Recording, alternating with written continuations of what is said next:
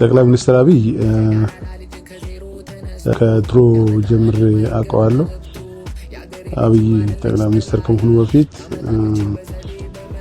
ያለመውን ዓላማ የማሳካትና ለዛም የመስራት ብቃትም እምነትም አለው። ያለመውንና ያመነበትን ነገር የመፈጸም ብቃት የነበረው ሰው ነው። አሁን ደግሞ ሳየው በጣም ብዙ ነን ራስን የድሮ ባህሪው እንደተጠበቀ ሆኖ አሁን የሚያስገርሙኝ ነገሮች አሉ።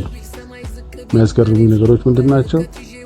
እነዚህም አሁን ለውጥ ለመፍጠር አገሪቷን ለመለወጥ ለመቀየር የሚሰራባቸውና እየተሰሩ ያሉ ስራዎችን ከየት ቀረጻቸው፣ እንዴት አመጣቸው፣ እንዴት አድርጎ አቀዳቸው፣ በምን መንገድ እየፈጸማቸው ነው ብሎ ለኔ የሚገርመኝ። ምክንያቱም አንዳንዱ የሚታሰቡ አይደለም፣ አይታሰቡ የማይታሰቡትን ነው እየተገበረ ያለው፣ የማይታሰቡትን ነው እየሰራ ያለውና የድሮም አውቀዋለሁ ያመነበትን የመፈጸም ብቃት አለው።